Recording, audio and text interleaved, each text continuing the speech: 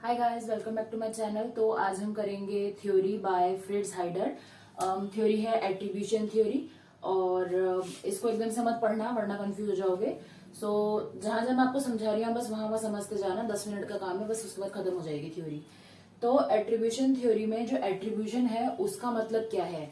उसका मतलब यह है कि जब भी आप कोई बिहेवियर आप कोई कोई हरकत करते हो या कोई बिहेवियर या किसी भी इवेंट के बाद आप कैसे रिस्पॉन्ड करते हो उस सिचुएशन में, उसका जो रीजन होता है वो हम एट्रीब्यूशन थ्योरी की मदद से समझते हैं। ठीक है, मतलब जैसे कि अगर आपने एक फाइट में, मतलब आप किसी के साथ में बहस कर रहे हो, तो अगर आपने उसको पंच करा, ठीक है, तो आपने उसको क्यों पंच करा, वो रीजन हम एट्रीब्यूशन थ्योरी की मदद से समझते हैं या समझने की कोशिश करते हैं। और अगर आपने उसको पंच नहीं करा तो उसके पीछे भी आपका क्या लॉजिक है, वो हम एट्रीब्यूशन थ्योरी की मदद से समझते हैं। ठीक है, सो बेसिक एट्रीब्यूशन का मतलब क्या होता है? How we explain the causes of an event या फिर बिहेवियर। किसी भी इवेंट या किसी भी बिहेवियर के पीछे का जो रीजन होता है उसको हम एट्रीब्यूशन कहते हैं या फिर एट्रीब्यूशन थ्योरी की मदद से हम जानते हैं। ठीक है, so this theory was given by Fritz Heider और 1958 में उन्होंने दी थी। He was the first psychologist to do so. और एट्रीब्यूशन थ्योरी के ऑल द ड्रॉबैक्स हैं, क्योंकि ऑफकोर्स ये इतने पहले बनी थी, उस टाइम पे इतना कुछ नहीं था एडवांसमेंट, बट स्टिल ये फर्स्ट थ्योरी है जो एट्रीब्यूशन थ्योरी पे फ्रिट्ज हाइडर ने दी थी। ठीक है, तो अब आप यहाँ पे देखो, सबसे पहले एट्रीब्यूशन थ्योरी दो तरीके से होती है। ठीक है, और एट्रीब्यूशन में मोटिवेशन बहुत इंपॉर्टेंट होता है कि आपको कुछ भी करना है उसके पीछे आपको हमेशा मोटिवेशन चाहिए होता है। ठीक है, अगर आपको कोई भी स्टेप लेना है या फिर मतलब कोई भी आपका जो बिहेवियर होता है उसके पीछे हमेशा कोई ना कोई आपका मोटिव होता है। ठीक है, तो यहाँ पे 1 2 3 4 5 6 हमारे पास रीजंस उन्होंने अजम्पशंस दी थी कि किसी भी ओजुबल ने दी थी कि आपको जो भी बिहेवियर आपका है या आप कोई भी जैसे रिएक्ट कर रहे हो उसके पीछे आपकी क्या क्या मोटिवेशन हो सकती हैं। तो पहला मोटिवेशन है आपका नीड फॉर एक्सप्लेनेशन। आपने कोई आपकी टीचर से बहस हो रही है और आपने अपने जो व्यू पॉइंट है उसको प्रूव करने के लिए एक एक्सप्लेनेशन दिया। तो इसके पीछे आपका मोटिव क्या था? टू प्रूव योरसेल्फ राइट, कि नहीं जो मैंने बोला है वो सही है। ठीक है, नीड फॉर कंट्रोल। अगर आपको कहीं पे कंट्रोल गेन करना है किसी सिचुएशन में, यहाँ पे आपको डांट पड़ रही है बट आपकी गलती नहीं है, तो वहां पे आप अपने को कंट्रोलिंग पावर में दिखाने के लिए अपना एक एक्सक्यूज देते हो। तो यहाँ पे आपका मोटिवेशन हो गया नीड फॉर कंट्रोल। ठीक है, फिर है नीड फॉर एक्शन। आपको लगता है कि आपका जो रूम है बहुत गंदा हो रखा है तो आप नहीं कर रहे हो साफ, बट फिर आपको मोटिवेशन मिलता है कि नहीं मुझे साफ करना है, तो वो है आपका नीड फॉर एक्शन। ठीक है, नीड फॉर इन्फॉर्मेशन। जब आपको कोई चीज नहीं पता होती है, जब पेपर में जब आपको आगे वाले से फर्रा पास करवाना होता है या फिर उससे इन्फॉर्मेशन लेनी होती है, तो वहां पे आपका आ जाएगा मोटिवेशन क्या, आपका इन्फॉर्मेशन आपको चाहिए। Need for improvement. जो घर गंदा हुआ आपका, आपको पेपर में मार्क्स अच्छे लेके आए इसलिए आपने फर्रा यूज करा, वो सारा आपका आता है नीड फॉर इम्प्रूवमेंट में। और लास्ट है need for encouragement. Encouragement of course motivation से डायरेक्टली प्रोपोर्शनल है। तो ये सारी की सारी चीजें हैं जिनसे आपको लगभग एक मोटिवेशन की जरूरत पड़ती है अगर आपको वो चीज आगे फर्दर मतलब पॉजिटिव तरीके से लानी है। ठीक है, तो जो आपका बिहेवियर है, बिहेवियर, एट्रीब्यूशन और मोटिवेशन, ये तीनों चीजें आपस में जुड़ी हुई हैं। आपने कोई भी बिहेवियर करना है because of for any of these reasons, उसके लिए यू नीड मोटिवेशन। ठीक है, और वो मोटिवेशन किस तरह का होगा वो हम एट्रीब्यूशन थ्योरी के जरिए जान पाते हैं। ठीक है, तो एट्रीब्यूशन में दो तरीके के होते हैं, एक तो होता है आपका इंटरनल एट्रीब्यूशन और दूसरा होता है आपका एक्सटर्नल एट्रीब्यूशन। ठीक है, अगर इसको सीधे सीधे भाषा में बताओ तो इंटरनल एट्रीब्यूशन का मतलब हो गया जो आपकी पर्सनैलिटी के अंदर है। जैसे कि अगर आपने कोई काम नहीं करा तो आपका इंटरनल एट्रीब्यूशन क्या जाएगा कि मैं आलसी हूं, मेरे बस की नहीं है। ठीक है, वो आपकी पर्सनैलिटी के अंदर है, उसमें किसी एक्सटर्नल फैक्टर का कोई योगदान नहीं है। ठीक है, एक्सटर्नल में यहाँ पे क्या आ जाएगा, आपने कोई काम क्यों नहीं करा, क्योंकि मे भी आपका फैमिली फंक्शन था, मे भी आपके दोस्तों ने बोला चल गेड़ी मारने चलते हैं, मे भी आपके दोस्तों ने बोला कि जब मेरा नहीं हो रहा तो तेरा कैसे हो जाएगा, तो तू भी छोड़ दे, आजा पार्क में घूमते हैं। ठीक है, तो ये दो तरह के फैक्टर्स होते हैं जो एट्रीब्यूशन थ्योरी के अंदर हमको मिलते हैं। अब इनको अगर मैं थोड़ा पढ़ाई वाली लैंग्वेज से समझाऊं तो वो है something we observe within a person. इसका मतलब कि जो उसकी पर्सनैलिटी है, उसके बिलीव्स हैं या उसके जो ट्रेट्स हैं, वो इंटरनल एट्रीब्यूशन के अंदर हम काउंट करते हैं। ठीक है, जैसे कि अगर कोई दो बच्चे हैं मान लो जो एग्जाम दे रहे हैं और एक चीटिंग कर रहा है, ठीक है, तो जब टीचर उसको पकड़ेगी तो अगर टीचर ये बोलती है कि ये है ही नकलची, ये चीट करता है, ये पेपर में नहीं पढ़ता, ये बहुत आलसी है, वहां पे वो उसके इंटरनल एट्रीब्यूट्स को गिना रही है। ठीक है, वो उसकी पर्सनैलिटी पे पॉइंट्स पॉइंट आउट कर रही है जिसकी वजह से जो बच्चा था वो चीट कर रहा है। ठीक है, दूसरे हैं external attributes, something caused by the outside factors, जैसे कि उनकी जो सिचुएशन है या फिर सराउंडिंग है उसकी वजह से। ठीक है, मान लो वही सेम बच्चा जो चीट कर रहा है तो टीचर उसको नकलची ना कहने के बजाय ये बोलेगी कि इस बेचारे को थोड़ा सा चीटिंग करने दे, क्योंकि इसकी 6 महीने इसने क्लास नहीं अटेंड करी क्योंकि एक्सीडेंट हो गया था, फिर इसकी तबीयत भी खराब रही थी और इसके पेरेंट्स भी बहुत मतलब एजुकेटेड नहीं है, तो वो उसको समझा नहीं पाते जो भी वो स्कूल में पढ़ रहे हैं, तो ये बच्चे का साल हो ही नहीं पाया, तो उसको थोड़ा सा चीटिंग करने दो। वहां पे वो उसके एक्सटर्नल एट्रीब्यूट्स को गिना रही है। ठीक है, तो ये बेसिक डिफरेंस होता है इंटरनल और एक्सटर्नल एट्रीब्यूशन में। उसके बाद 2 तरीके के होते हैं, डिस्पोजिशनल मतलब कि जो अपने वजह से हो रहा है, और सिचुएशनल मतलब कि जो सिचुएशन की वजह से हो रहा है।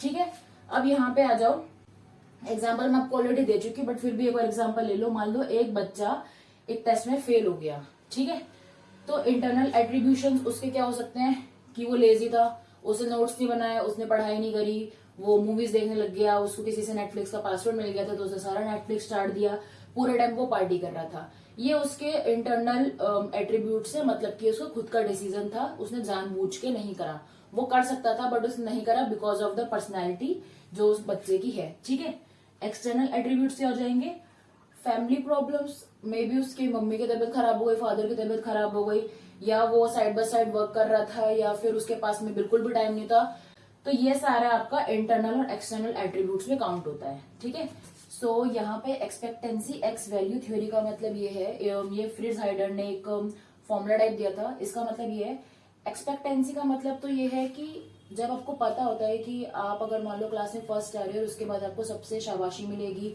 रिश्तेदारों के चेहरे बन जाएंगे, दोस्तों को थोड़ा सा चिड़ मचेगा, बट जो आपके खास दोस्त हैं उनको खुशी होगी और सबको आप पे बहुत फक्र होगा, वो एक्सपेक्टेंसी को आप ध्यान में रख के जब आप खुश होते हो तो आपको मोटिवेशन मिलता है, मोटिवेशन एनकरेजमेंट वाला। और जितना ज्यादा वो एक्सपेक्टेंसी होती है उतना ही जो आपका वैल्यू थ्योरी है, वैल्यू ऑफ दैट गोल, वो बढ़ती जाती है, और जितना ज्यादा ये मल्टीप्लाई होकर आपस में इंक्रीज होता है उतना ही ज्यादा आपकी प्रोबेबिलिटी होती है कि आप वो काम को अच्छे से करोगे। ठीक है, उतना ही ज्यादा आपको मोटिवेशन मिलता है। बट अगर ये आपकी एक्सपेक्टेंसी होती नहीं है कि मतलब कि आपको लगता है कि मैं पढ़ाई तो कर लूं बट घर वालों ने कभी मुझे प्रेज ही नहीं करना है, दोस्त तो मेरे हैं ही ऐसी, उनके साथ में मतलब मैं घूमता रहूंगा तो उनको उसी में खुशी मिलती है, टीचर्स भी मेरे को कुछ भी बोल दो, मार्क्स पे आ जाएंगे तो उनको ये लगेगा कि फर्रे लगा के इसने पास हुआ था तो पढ़ के फायदा ही क्या है, वैसे भी स्कूल में ढंग की पढ़ाई होती ही नहीं है, मुझे इसमें इंटरेस्ट भी नहीं है, मुझे कुछ और करना था। तो जैसे जैसे आपकी एक्सपेक्टेंसी डाउन होती चली गई वैसे जो आपका गोल का वैल्यू है वो भी कम होता चला गया, और इन रिजल्ट जो आपने एट्रीब्यूट करा, जो आपने बिहेवियर इवेंट करा, उसके लिए आपके पास में पर्टिकुलर कॉज नहीं था, आपके पास मोटिवेशन नहीं थी, तो वहां पे आपका जो एफर्ट्स थे फुस हो गए। ठीक है, ये एक्सपेक्टेंसी एक्स वैल्यू थ्योरी का मतलब है। जितना ज्यादा आपकी जो एक्सपेक्टेशंस है वो स्ट्रांग होंगी उतना ही ज्यादा जो आपका गोल का वैल्यू है वो हायर होगा, और उतना ही ज्यादा आपके पास मोटिवेशन होगा उसको अचीव करने के लिए। ठीक है, और इसमें मोस्टली जो लोग होते हैं वो ऐसा गोल अचीव करना प्रेफर करते हैं जिसमें जो एक्सपेक्टेंसी एक्स वैल्यू थ्योरी है, मतलब कि इन दोनों का जो मल्टीप्लाई करके जो सम आ रहा है वो सबसे ज्यादा होता है। ठीक है, स्ट्रॉन्गेस्ट होता है। इसीलिए कोई भी अगर मतलब आप क्लास टेस्ट पास कर रहे हो तो उसमें तो खुश नहीं होंगे, बट अगर आप डीयू के टॉपर हो, कॉलेज के टॉपर हो, या फिर क्लास में टॉप कर रहे हो, उसका रेट उतना ही हाई होता है। ठीक है, मतलब आपको, बट ऑफकोर्स जब आप 10 में से 10 लेके आए तो क्लास टेस्ट में तो आपको शाबाशी मिल जाएगी, बट अगर आप कहीं कॉलेज यूनिवर्सिटी में टॉप कर रहे हो तो फिर उसका लेवल ही अलग होता है, फिर ढोल नगाड़े बजते हैं। ठीक है, अब फॉर एग्जाम्पल मान लो एक्सपेक्टेंसी में एक बच्चा ये कह रहा है कि मुझे सिर्फ एग्जाम पास करना है, बस मुझे पासिंग मार्क्स चाहिए, तो उसके लिए फिर वो उसी हिसाब से पढ़ेगा, उसके लिए उस गोल की वैल्यू उतनी नहीं है। बट अगर कोई बच्चा इसलिए पढ़ रहा है because he wants to make his parents proud, he wants to make his family proud, उसको खुद को अच्छा लगेगा और उसको खुद पढ़ाई उसके लिए पैशन है, तो उसके लिए जो एक्सपेक्टेंसी गोल है वो काफी हाई है, और इसीलिए जो उसकी गोल की वैल्यू है वो भी काफी हाई है। ठीक है, तो the more high the expectancy is the more valuable the goal becomes, and the more motivated the child feels to achieve that goal. ठीक है, और इसी को अचीव करने के लिए वो वैसे एट्रीब्यूट्स करता है, यानी कि ऐसे बिहेवियर्स करता है जिनके पीछे जो उसके कॉज हैं वो काफी स्ट्रांग होते हैं, ताकि वो एक परफेक्ट गोल अचीव कर पाए। अगर if either of them becomes zero, तो जो आपका काम है वो भी जीरो हो जाता है। अगर कोई आपसे एक्सपेक्ट ही नहीं कर रहा, फिर आपको खुद से ही नहीं है कि मुझे पता है मेरे बस की नहीं है, वैसे भी मैं फलानी कैटेगरी का, फलानी कैटेगरी में मेरे को और नीचे आ जाता हूँ मैं, और उसमें अभी मेरे साथ में ये सब भी हो गया, और वैसे भी मैं कुछ नहीं कर सकता, मेरे हमेशा गंदे मार्क्स ही आते हैं, मेरा लक मेरे साथ नहीं, किस्मत मेरे साथ नहीं है, जीरो हो गया ये एक्सपेक्टेंसी, तो आपका वैल्यू ऑफ गोल भी होता है जीरो का, क्योंकि आप मोटिवेटेड ही नहीं होंगे। ठीक है। और अगर आपके लिए फर्क ही नहीं पड़ता है कि मतलब ये कि आपका पैसा है मेरे पास में और मुझे कुछ करने की जरूरत ही नहीं है, आपके पास में कोई गोल ही नहीं है, तो आपका यहाँ पे जीरो हो गया, और एक्सपेक्टेंसी तो किसी को आपसे वैसे भी नहीं थी, तो आपकी मोटिवेशन भी फुस है, तो सब जीरो हो गया। ठीक है। तो this was the theory which was given by Fritz Heider, कि जो भी हम बिहेवियर हमारा बिहेवियर होता है या फिर जो भी हमारा कोई इवेंट होता है, उसके पीछे हमेशा हमारा कोई ना कोई कॉज होता है, और उस कॉज को उन्होंने दो तरीके से समझाया था। तो this is the attribution theory which was given by Fritz हाइडर। So I have made short notes here, I hope इनसे आपको समझ आ जाएगा। जो 2-3 वर्ड्स की सेंटेंस होते हैं उनसे आपको बेस्ट समझ आता है, क्योंकि कम टाइम में आप पूरा पैरा नहीं पढ़ सकते, आपको शॉर्ट फॉर्म चाहिए होती है, तो आप इसका स्क्रीनशॉट लेके अपनी कॉपी पे बना सकते हो। एग्जाम में जाने से पहले अगर आप इसको देख लोगे तो आपको समझ आ जाएगा कि बेसिक एट्रीब्यूशन थ्योरी में फ्रिट्ज हाइडर ने क्या बोला था, और एक्स्ट्रा आपको जो लिखना है, बट ऑफ कोर्स उसके लिए आप जब एग्जाम्पल्स डाल के आओगे उनको एक्सप्लेन करके आना, और उसके साथ में बता के आना कि इंटरनल और एक्सटर्नल थ्योरी होता क्या है। जब भी आप आंसर लिख के आते हो तो मेक श्योर कि आप किसी न किसी तरह का ना वहाँ पे एक टेबल टाइप बना के आ रहे हो, जैसे कि एट्रीब्यूशन के लिए इंटरनल एट्रीब्यूशन एक्सप्लेन करा, फिर एक और लाइन खींच के सर्कल बनाया उसमें इसको एक्सप्लेन करा, फिर एक और बना के सर्कल उसमें एग्जाम्पल डाल दिए। जब भी आपके आंसर्स में टीचर्स को टेबल फॉर्मेट में या फिर ऐसे ब्रेनस्टॉर्मिंग फॉर्मेट में कोई भी चीज दिखेगी, तो उनको हमेशा ये लगेगा कि बच्चे को इन डिटेल पता है, इन डेप्थ पता है, क्योंकि आप बहुत बड़े पैराग्राफ को बहुत छोटे रूप में तभी लिख सकते हो जब आपको उसकी डिटेल नॉलेज पता है। ठीक है। अगर आपको कुछ भी नहीं पता है तो आप सारा का सारा टेपोगे, बट अगर आपको पता है कि इसका क्रक्स क्या है, तो आप उसका एक सबसे छोटा रूप तैयार कर सकते हो। ठीक है। सो मेक श्योर कि आप जो अपनी आंसर शीट्स हैं उसमें आप ऐसा बना के आ रहे हो।